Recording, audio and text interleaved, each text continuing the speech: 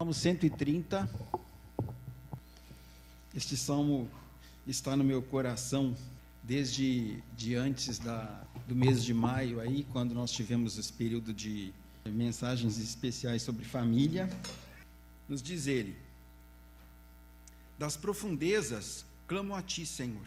Escuta, Senhor, a minha voz. Estejam alertas os teus ouvidos às minhas súplicas.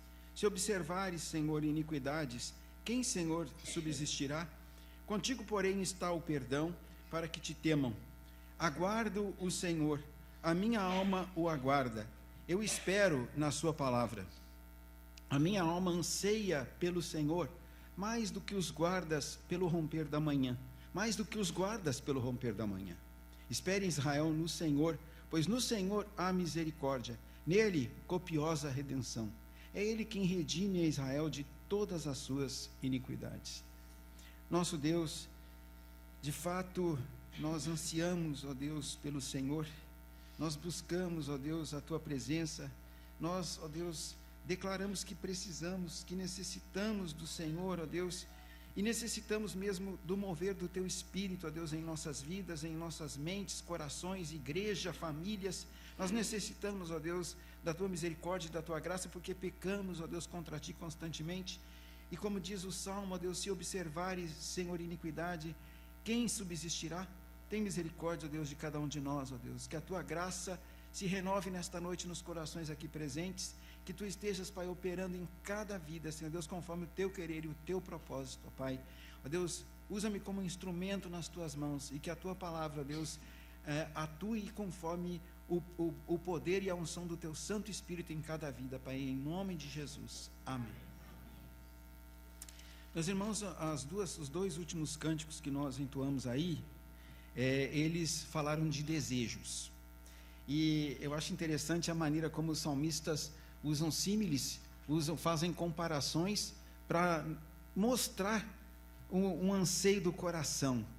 E o anseio do salmista é que ele realmente tivesse a vida dele transformada e ele não visse a terra seca, mas ele visse a terra brotando, ele visse a terra verdejante, ele visse a terra pujante ali. E nós vimos também no outro cântico o anseio da corça.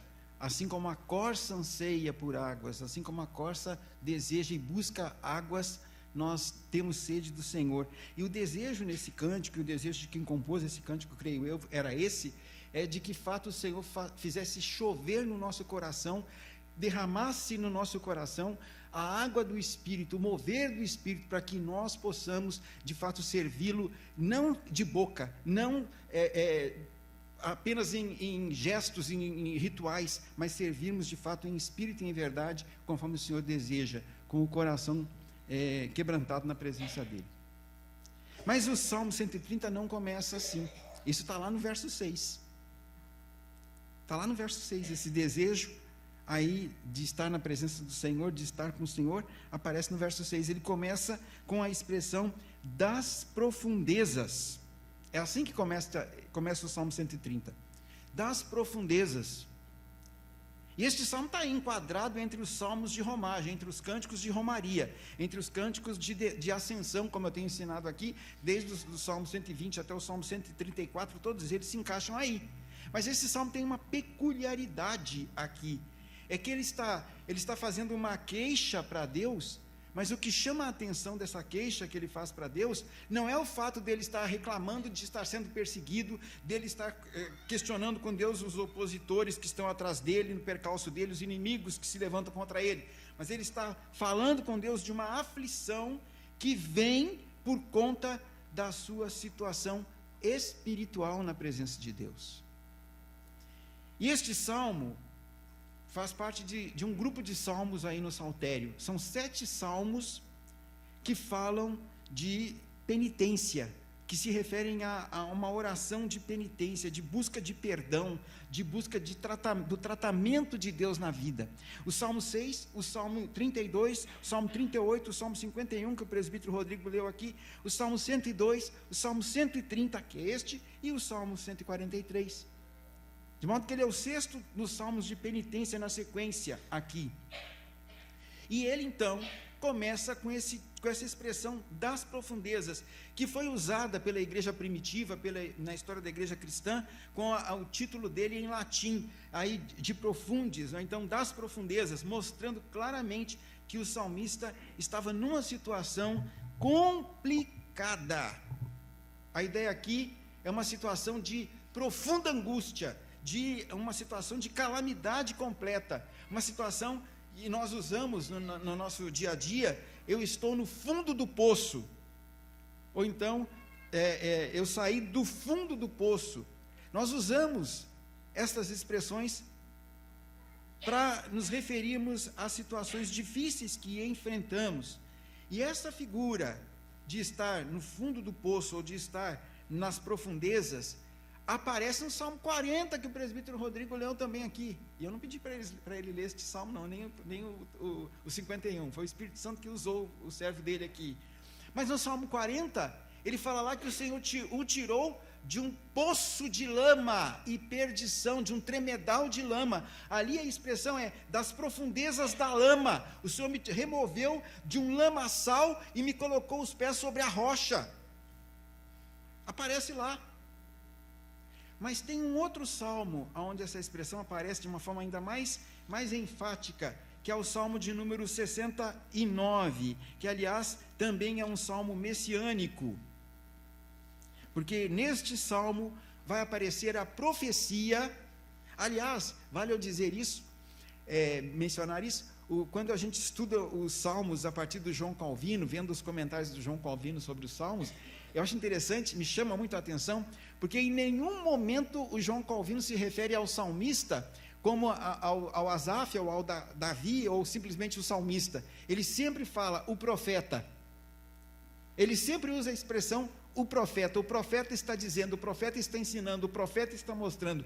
E uma outra coisa que me chama a atenção nos comentários do João Calvino sobre os salmos, e sobre o Antigo Testamento também, é que ele nunca usa a expressão Israel, quando ele está fazendo o comentário dele, quando ele está analisando a perícope. Ele diz o seguinte: o Senhor, o profeta diz à igreja, o Senhor mostra a igreja, ele chama Israel o tempo inteiro de igreja, e de fato Israel prefigurou a igreja, Israel aponta para a igreja, nós somos o Israel de Deus, a promessa que se concretiza em Jesus Cristo. E o Salmo 69, como um salmo messiânico, profetiza que a Jesus seria dado a beber vinagre, que está lá no versículo 21 e 22, em que repartiriam as suas vestes e tudo mais. Então, observa, vamos lá para os versículos 1 e 2 do Salmo, olha como é que ele começa: salva-me, ó Deus, porque as águas me sobem até a alma, estou atolado em profundo lamaçal que não dá pé, estou nas profundezas das águas e a corrente me submerge, estou cansado de clamar, secou-se-me a garganta, os meus olhos desfalecem de tanto esperar por meu Deus. Observa a colocação desse salmista. E claro que está falando aqui do próprio Senhor Jesus. Ele está apontando para aquele momento de Jesus que antecedeu o seu sofrimento na cruz, e depois quando ele está já na cruz. E observa agora o verso 14. O verso 14 diz assim: livra-me do... Vou pegar o 13. Quanto a mim, porém, faço a ti em tempo favorável a minha oração. Responde-me, ó Deus, pela riqueza da tua graça, pela tua fidelidade em socorrer. Livra-me do tremedal, para que não me afunde. Seja eu salvo dos que me odeiam e das profundezas das águas. Não me arraste a corrente das águas, nem me trague a voragem, nem se feche sobre mim a boca do poço. Responde-me, Yahvé. Responde-me, Senhor, pois compassiva é a tua graça. Volta-te para mim segundo a riqueza das tuas misericórdias. Não escondas de mim, não escondas o rosto ao teu servo. Poderíamos traduzir: não esconda de mim o teu rosto, pois estou atribulado. Responde-me depressa. Observem que Davi, aqui profetizando e mostrando todo o sofrimento de Jesus, ele ora a Deus, em primeiro lugar, por si mesmo. Ele está falando de si mesmo, mas ao falar de si mesmo, a respeito de si mesmo para com Deus, ele também mostra a própria situação em que o Messias se encontraria. Mas o que interessa para nós no momento inicial neste salmo é que o Senhor, aliás, é que Davi reforça a ideia de que ele estava sendo tragado para as profundezas. O sentimento dele era esse, de total desespero. Então figura aí, isso é, quando a gente ouve essa expressão nos Salmos, das profundezas clamo, é a figura da beira do desespero. Meus irmãos, nós entramos em desespero constantemente. Nós entramos em desespero todos os dias. Nós nos abatemos todos os dias. Nós nos deixamos levar por sentimentos os piores todos os dias. Nós nos acometemos de dores, de mazelas, de problemas todos os dias. De modo que o salmista, esmagado, no Salmo 130, esmagado aqui por adversidades, ele reconhece que o problema estava nele. Ele reconhece que a situação era culpa dele. Ele reconhece que a questão era o que ele estava fazendo diante de Deus e como estava a vida dele diante de Deus. Ele diz, a minha situação é essa, de modo que o Senhor é justo no castigo que eu estou recebendo, de modo que o Senhor é justo, e ele diz isso no Salmo 51, que nós lemos aqui também, serás tido por justo no teu julgar, e puro no teu falar, purifica-me com hisopo. Hisopo era um feixe de varas, e eles pegavam aquele sopo, aquelas varas amarradas de sopo, e malhavam, e era usada também muitas vezes para aspersão. E nesse caso específico do Salmo 51, era no sentido da aspersão mesmo, era no sentido de molhar no sangue e aspergir. Purifica-me com hisopo e serei limpo. A ideia do hisopo usado pelo sacerdote para borrifar o sangue da purificação. Então, o salmista tem isso em mente aqui. E ele vai, no Salmo 130, falar da experiência dele com Deus e dessa experiência da copiosa redenção de Deus. Eu quero que os irmãos pensem nessa experiência da copiosa redenção de Deus, tomando o texto aí do próprio Salmo, no versículo 5, aliás, no versículo 7. Nele, no Senhor, há misericórdia e nele copiosa redenção. Vamos pensar um pouquinho nessa experiência da copiosa redenção, aqui, a partir do Salmo. Observem, meus irmãos, que o salmista, ele já começa declarando para Deus, eu estou num beco sem saída, eu estou no fundo do poço, eu estou submergindo, e a minha única saída, na verdade, é clamar por socorro. Então a ideia aqui é de alguém que está afundando, não tem como se salvar, e começa a gritar por socorro. Então ele clama. E a ideia de clamor aqui é, eu posso clamar somente a um que pode vir em meu socorro. Não existe outro que possa vir em meu socorro. Então ele clama, e ele diz para Deus, escuta, Senhor. E aqui ele não está usando a expressão Iavé, ele usa a expressão Iavé lá na primeira parte, no versículo 1, das profundezas clamo a ti, Iavé. Aqui no versículo 2 ele diz, clamo a ti, Adonai, Senhor mesmo. E ele diz, a minha voz, escuta, Senhor, a minha voz, estejam alertas os teus ouvidos às minhas súplicas. Meus irmãos,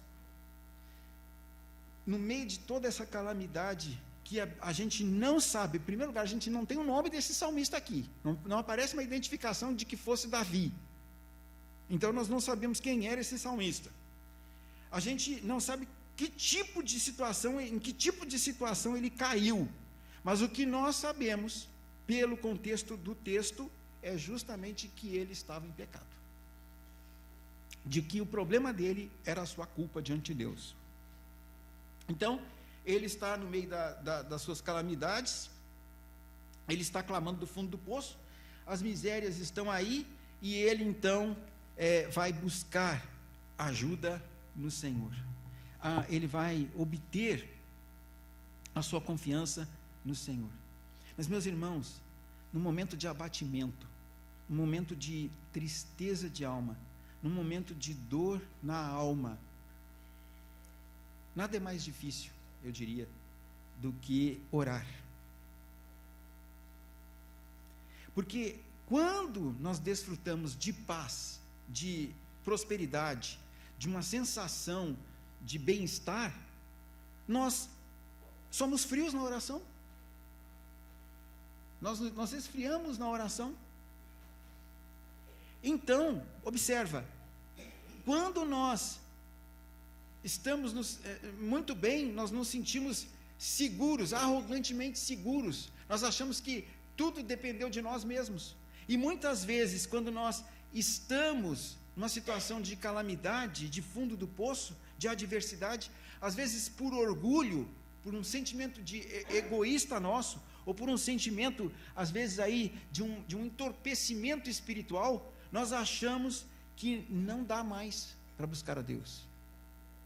Eu achei interessante, um dos comentários que eu estava estudando sobre esse texto, ele falou o seguinte, que é admirável como nas adversidades que deveriam despertarmos para orarmos ainda mais, nós às vezes nos tornamos entorpecidos. E aí, sabe o que acontece? Nós nos tomamos de um sentimento de como será rádio, como é o nome dela, de um desenho antigo, que os mais velhos aqui da minha geração devem lembrar. Ó dia, ó vida, aquela hiena que passava o dia inteiro murmurando e reclamando, com pena de si mesma, ou ele com pena de si mesmo, né, porque era um personagem masculino.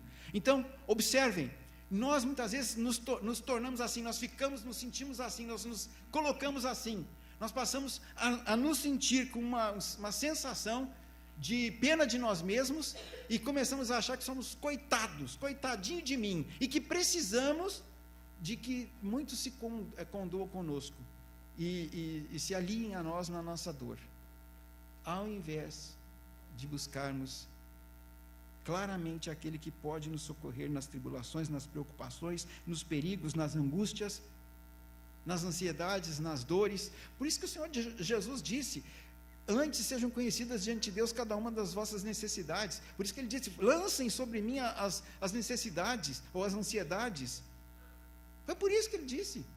Então, o salmista obtém confiança, ele muda o foco aqui, ele não olha para o fundo do poço, mas ele muda o foco, ele olha para aquele que pode realmente derramar da sua graça. Então o salmista, nesse momento em que ele experimenta aí, em que ele tem essa experiência dessa copiosa redenção, ele olha para a sua condição espiritual diante de Deus, ele olha para a sua realidade espiritual diante de Deus, ele olha para a sua realidade moral diante de Deus, ele olha para a sua vida diante de Deus, e ele declara para Deus no verso 3, se observares, Senhor, iniquidades, quem, Senhor, subsistirá? Quem é que pode se chegar na tua presença, Senhor? Se tu olhares para o meu coração, eu vou poder chegar na tua presença? De jeito nenhum.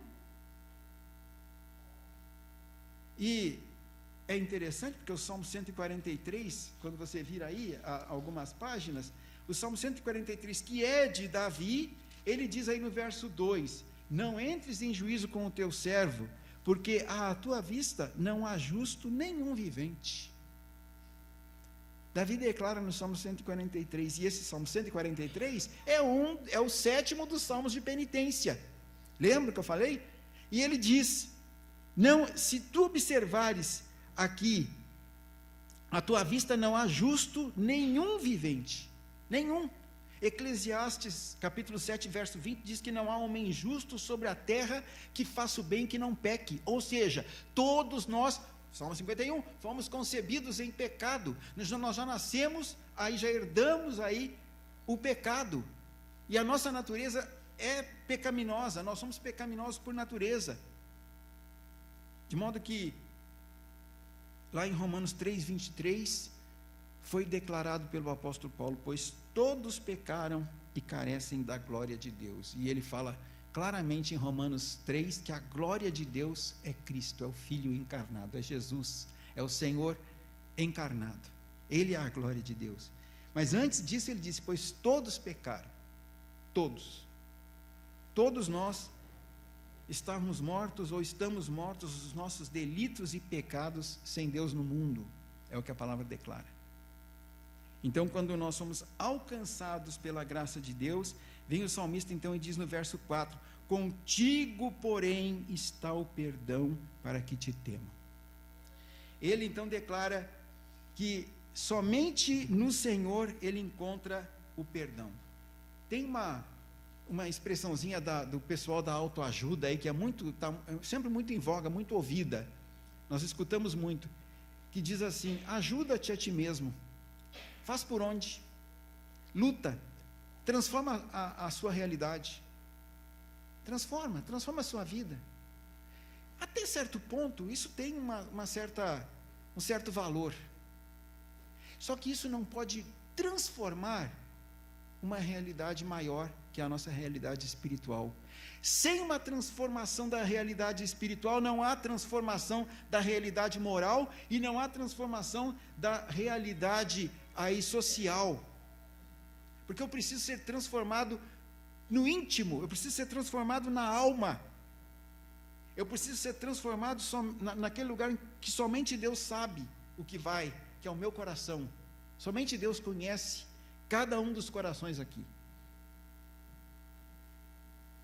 Então, buscar por si mesmo sair de uma situação difícil, especialmente se essa situação envolver pecado, não tem como. Não tem. Meus irmãos, o salmista identificou aí no versos 3 e no verso 4 o caminho. Ele disse: olha, eu sei da minha condição espiritual, o meu problema é a minha culpa, e olha bem, nesse caso aqui, ele estava na profundeza por conta da sua situação moral e espiritual diante de Deus. Mas no Salmo 6, por exemplo, é a depressão da doença, que o salmista declara lá que fez com que ele se sentisse no fundo, nas profundezas. No Salmo 42, é a saudade do lar. Ele se sentiu sozinho, se sentiu longe dos seus queridos, estava lá abalado, se sentiu mal. E ele usa a expressão como a corça lá no Salmo 42. E ele ainda pergunta para Deus: por que te esqueceste de mim? Por que te olvidaste de mim? Lá no Salmo 69, justamente no Salmo 69, é a oposição, é a perseguição, são os inimigos que se levantaram contra ele. Mas o salmista está aqui diante de Deus colocando a culpa e tem a convicção de que somente com Deus está o perdão. Somente com o Senhor está o perdão. E notem, ele aqui não tinha ainda a revelação de Cristo. Ele via Cristo de longe.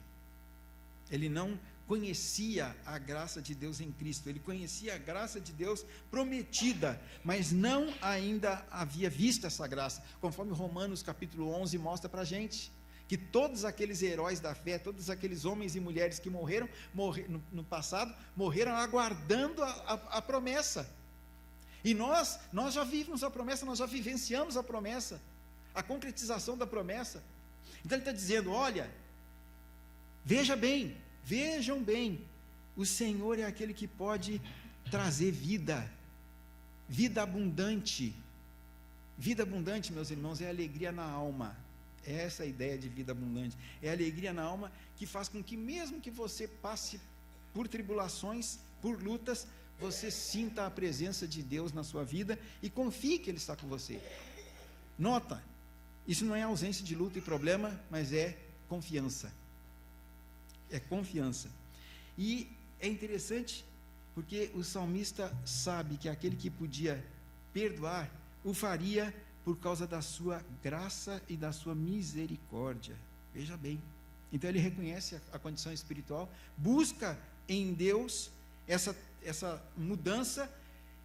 E olha o que Isaías declara lá no capítulo 43, verso 25. Marque esse versículo para você. Isaías 43, verso 25, diz ele: Eu mesmo sou o que apago as tuas transgressões por amor de mim. Está vendo? E dos teus pecados não me lembro. Veja bem, o texto começa aí no versículo 22, falando com o título A Misericórdia do Senhor. Esse é o texto, é o título. E ele diz: eu mesmo sou o que apago as tuas transgressões por amor de mim. O que Isaías está mostrando para nós aqui é que o nosso Deus, na sua infinita bondade, misericórdia e fidelidade à sua aliança, ele apaga as nossas transgressões, e ele o faz porque ele é o Deus que ama a si mesmo, no sentido aqui de que ele não foge, ele não muda o seu amor. Isso é tremendo. E qual é a consequência disso aí para a vida do salmista? Na versão revista e corrigida, a última parte do versículo 4 aparece assim: para que sejas temido. Na nossa versão diz: para que te temam. Para que sejas temido, para que te temam. Então, o que o salmista está mostrando é que os pecadores perdoados, eles ficam conscientes de uma reverência para com Deus. Eles ficam conscientes daquilo que eles devem ao Senhor.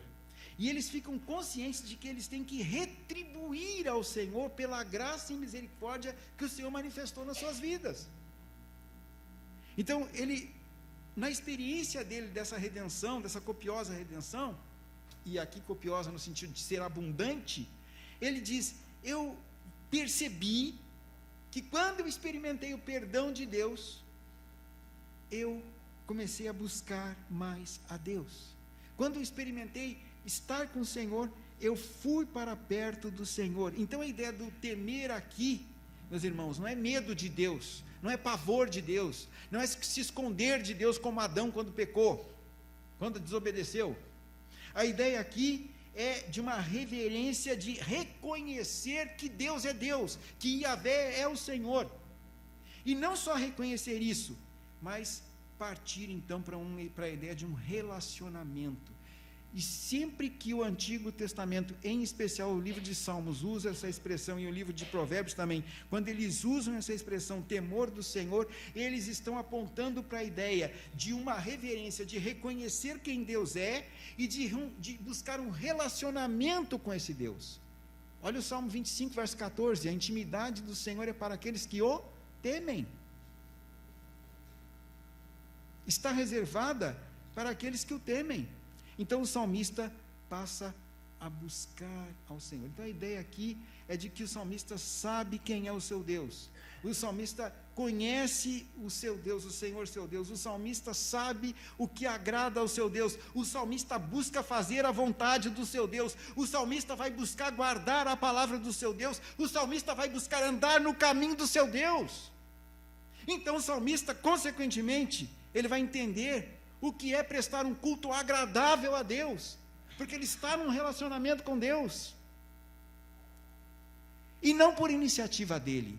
Ele não teve iniciativa, a iniciativa foi do próprio Deus. E aí vem o desejo dele de estar com o seu Deus, um desejo sincero, um desejo tremendo, grandioso de estar com o seu Deus. E ele usa 3 expressões aqui no verso 5, e depois a comparação assímile lá no verso 6, dos guardas que esperam pelo romper da manhã. Então ele diz aqui no verso 5: aguardo Yahvé, aguardo a minha alma o aguarda, eu espero na sua palavra. Então ele conhece Deus, não é mais algo de longe, ele tem agora um relacionamento com esse Deus, o Deus que fez a aliança com o seu povo, e ele está nessa aliança, e ele declara para Deus: aguardo o Senhor. Então, ele não buscou a Deus apenas para fugir da punição do pecado, meus irmãos, porque às vezes a gente faz uma coisa errada, a criança, né, quando faz alguma coisa errada, ela às vezes quer fugir da punição da coisa errada, da consequência do erro, mas não quer assumir o erro. Ele não buscou a Deus para fugir ou para amenizar a situação dele, para ter uma válvula de escape aí para a punição. Não. Ele buscou a Deus, de fato, de forma sincera, honesta, verdadeira. E temos aqui essas expressões, e o verbo aguardar e o verbo esperar aí. E aí na ideia clara e profunda, está no meio, no verso 5. Porque ele diz que aguarda e ele diz que espera, no final. Mas ele diz, a minha alma o aguarda. A minha alma o aguarda. Depois de ter comprovado, de ter testificado na sua vida, no seu espírito, que Deus perdoa, que Deus está pronto a manifestar a sua misericórdia aos pecadores, ele vai dizer para Deus, eu quero te conhecer, eu quero crescer nesse conhecimento do Senhor, eu quero ter intimidade com o Senhor, eu quero que o Senhor haja na minha vida. Então a ideia que aparece no verso 5 e no verso 6, é a ideia aí de uma paciência, a ideia de que ele realmente queria ver o mover de Deus na vida dele, a ação de Deus na vida dele, e essa confiança de Deus, em Deus, aí que ele estava experimentando. Ele queria crescer nisso. Deus, a minha vida está um caos, eu estou numa situação difícil por conta do meu pecado, ou por conta de uma doença, como aconteceu no Salmo 6, ou por conta de inimigos, como aconteceu no 69, ou por conta de qualquer outra situação. Eu preciso de Ti. Como que eu vou sair do fundo desse poço em que eu estou?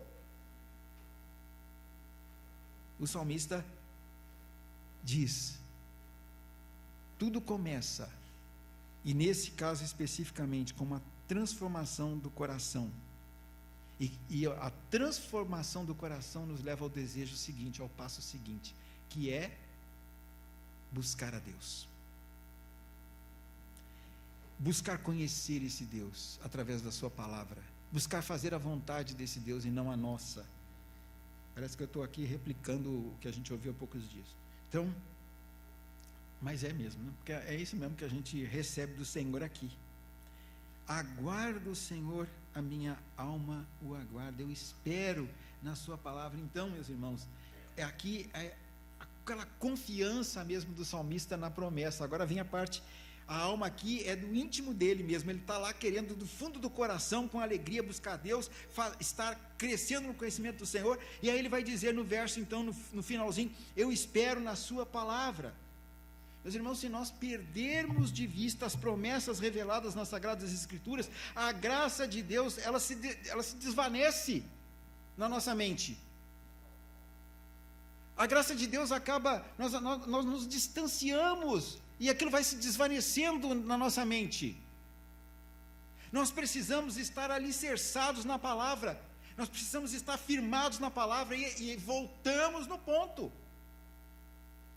Porque o Salmo 119, todo ele falou disso.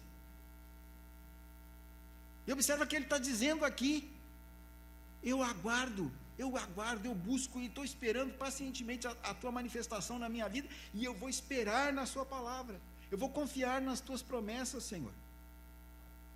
Então, meus irmãos, essa ideia do salmista é, se eu aguardo, se a minha alma o aguarda, se eu do fundo do meu coração, e essa é a ideia que está aqui, eu espero na palavra do Senhor, eu não vou desfalecer. Se eu do fundo do meu coração, eu aguardo nas promessas reveladas do meu Deus, eu não vou desmaiar, não vou submergir, eu não vou entrar em desespero, eu não vou entrar em pânico, eu não vou me deixar tomar por ansiedades ou preocupações excessivas, eu vou andar confiando naquilo que o Senhor prometeu para mim. Então, a palavra revelada era o que daria sustento ao salmista, e não uma sensação de vazio.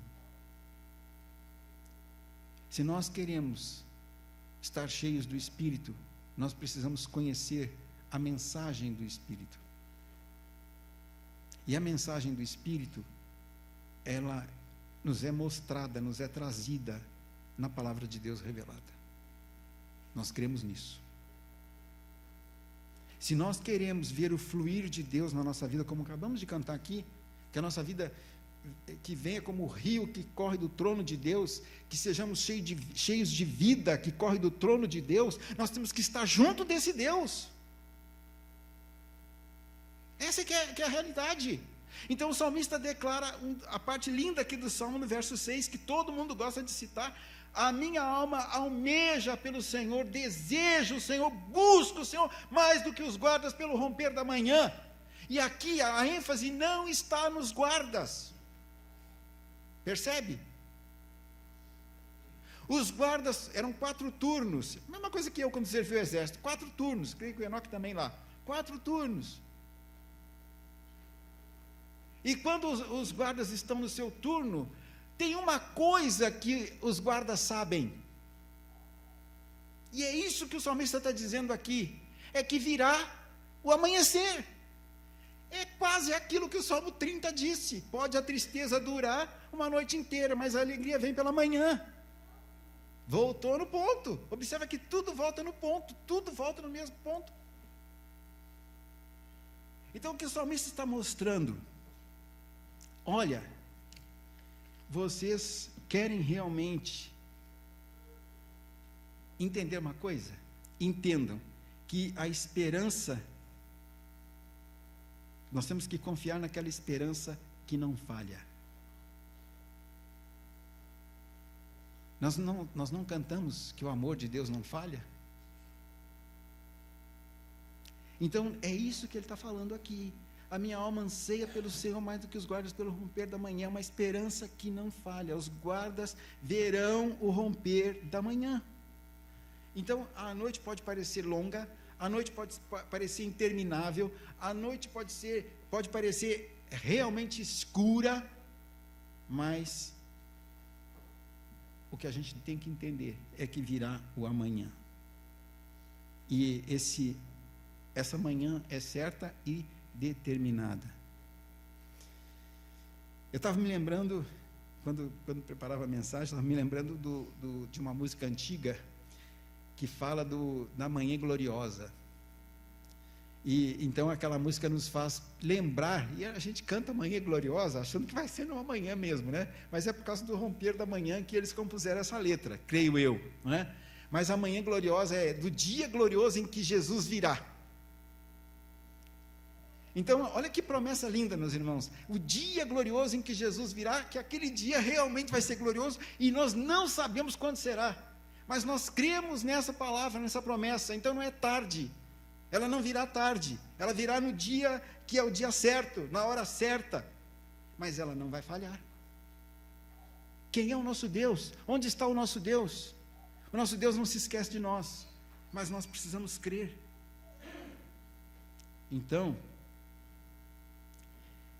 os salmistas usam muito essas figuras: anseio, de desejo, como a terra seca que precisa da chuva, como a corça que anseia por água, como o guarda pelo romper da manhã. Nós realmente desejamos ver a ação de Deus. Mas o texto termina com o versículo 7 e o versículo 8. Nós vamos caminhar para ele ali, para os dois. Ele diz: agora o salmista então, vamos pegar a maneira como o Calvino diz, né? Vamos pegar a maneira como ele usa a expressão, que o profeta agora vai para a igreja.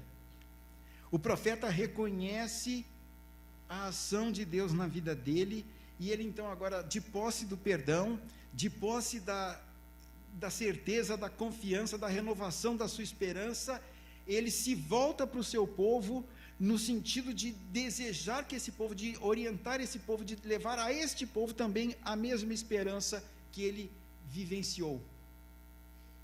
Então, a experiência da copiosa redenção não só fez com que ele reconhecesse a situação espiritual dele, fez com que ele desejasse plenamente, intensamente um relacionamento com Deus, mas fez com que ele testemunhasse dessa abundante redenção. Olha o que ele vai dizer: espere, Israel. Vamos colocar no sentido da palavra igreja. Espere, igreja, no Senhor, pois no Senhor há misericórdia. E ele usa Yahvé, ele usa Deus da aliança. Aliás, eu estava abrindo um parêntese aqui bem rapidinho. Eu recebi hoje uma pequena um pequeno informativo do reverendo Marco Antônio, que já chegou lá na Índia, e aí ele falou que vai ministrar umas aulas lá sobre a teologia da aliança. Eu fiquei tão empolgado que eu falei assim, vou chamar o reverendo Marco Antônio para vir aqui num sábado para dar uma aula para a gente aqui, uma tarde aí, sobre teologia da aliança. Que tal, né? Fiquei com o negócio no meu coração, né? Com esse desejo no meu coração. Mas, gente, observa que ele se refere ao Deus da aliança, e ele diz, pois no Senhor há misericórdia, nele abundante redenção. O Senhor se volta o salmista se volta para este povo, e ele vai dizer que o nosso Deus é aquele que pode redimir de pecado. Então, aqui a redenção é uma coisa interessante, porque a palavra redenção no Antigo Testamento aparece mais ou menos 60 vezes. E somente aqui, neste salmo, ela aparece ligada à ideia de remissão de pecado. Ela está associada com o lavar transformador do pecado, com a purificação do pecado. Observa isso. Então a ideia aqui é de ação espiritual. E eu quero convidá-lo para ir para o Novo Testamento. Vamos abrir a palavra aí, lá em Romanos, por favor. Livro de Romanos, carta do apóstolo Paulo aos Romanos. Nos diz ele, capítulo 3, Romanos capítulo 3. Nos diz então Paulo, pois todos pecaram, verso 23 que eu já citei, pois todos pecaram e carecem da glória de Deus, sendo justificados gratuitamente por sua graça, mediante a redenção que há em Cristo Jesus, a quem Deus propôs no seu sangue, como propiciação mediante a fé, para manifestar a sua justiça, por ter Deus, na sua tolerância, deixado impunes os pecados anteriormente cometidos, tendo em vista a manifestação da sua justiça no tempo presente, para ele mesmo ser o justo e o justificador daquele que tem fé em Jesus. Onde, pois, o orgulho, a jactância, foi de todo excluída. Porque lei das obras? Não, pelo contrário, pela lei da fé. Concluímos, pois, que o homem é justificado pela fé, independentemente das obras da lei. É porventura Deus somente dos judeus? Não é também dos gentios? Sim, também dos gentios. Visto que Deus é um só, o qual justificará por fé o circunciso e, mediante a fé, o incircunciso. Anulamos, pois, a lei pela fé? Não, de maneira nenhuma. Antes, confirmamos a lei. Aqui nós temos a concretização daquilo que o salmista esperou. E quando nós vamos para o capítulo 5 de Romanos, nós lemos o seguinte, versículo 5:19, porque como pela desobediência de um só homem, muitos se tornaram pecadores, assim também por meio da obediência de um só, muitos se tornarão justos. E meus irmãos, a expressão muitos aqui, não está falando só que alguns só são pecadores. A ideia aqui é de que realmente todos estão incluídos no contexto do pecado. Então, a ênfase, na verdade, é no muitos se tornarão justos, não todos. Então, observa agora. Sobreveio a lei para que avultasse a ofensa, mas onde abundou o pecado, superabundou a graça. Então, se o pecado abundou, a graça é muito maior. Se o pecado dominou, a graça de Deus é muito maior, a fim de que, como o pecado reinou pela morte, assim também reinasse a graça pela justiça para a vida eterna, mediante Cristo nosso Senhor. Então, o salmista viu a copiosa redenção de Deus e declarou para o seu povo, olha, no Senhor, no Deus da aliança, há misericórdia e copiosa redenção. É Ele quem redime a Israel, é Ele quem redime a sua igreja de todas as suas iniquidades. Então, que a gente vê no Novo Testamento, e Paulo declara isso também lá na carta a Tito, ele diz para Tito que Jesus se deu a si mesmo por nós para redimir-nos de toda a impiedade. O que nós vemos no Novo Testamento é que a redenção flui da livre graça de Deus. por isso ela é copiosa, por isso ela é superabundante. E que o perdão, no Novo Testamento, ele só é obtido a partir do sacrifício de Cristo. Por isso que o salmista declarou lá no Salmo 51, purifica-me com hisopo. Molha o hisopo no sangue e me dá um banho. Me lava com esse hisopo. Respinga, me asparge com o sangue. Então, o salmista pediu isso. Nós precisamos pedir pelo sangue de Jesus, clamar pelo sangue de Jesus, porque o sangue dele foi vertido, o sangue dele foi derramado. Nós vamos cantar isso agorinha, que seja uma oração mesmo do nosso coração. Então, como é que termina o salmo? Termina com ele exaltando essa redenção maravilhosa que Deus traz em Cristo, traz através da sua atuação misericordiosa, aqui em contraste com o início do salmo, quando ele diz: eu estou nas profundezas, das profundezas eu clamo.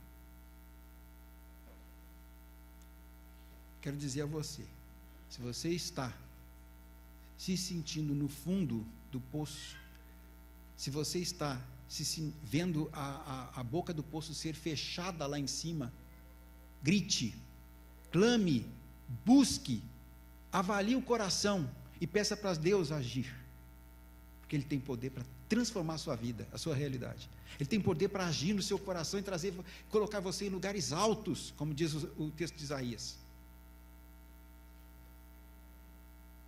E o lugar alto que Ele quer te colocar é em Jesus. Não é em vitória e prosperidade, mas é em Jesus. E claro que haverá vitória e vida abundante em Jesus. Então, no sentido de vida eterna, vida com Deus, relacionamento com o Senhor, a partir dele. Que isso seja verdade na nossa vida. Uma realidade na nossa vida, assim como foi na vida do salmista. Que Deus nos abençoe.